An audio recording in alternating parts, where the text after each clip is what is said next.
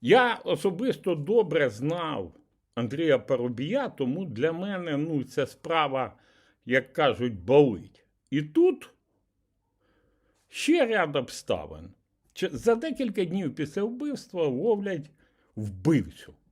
Вбивця в суді починає розповідати абсолютні нісенітниці, що вбив би, якби жив у Вінниці Петра, ще когось, до речі, зелений гнид не згадує.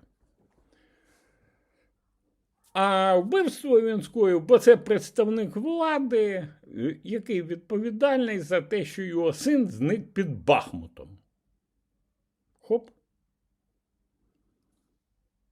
Досить цікаво. А з яких це пір опозиціонер до зеленої влади Андрій Парубій став відповідальним за зникнення будь-якого воїна під Бахмутом?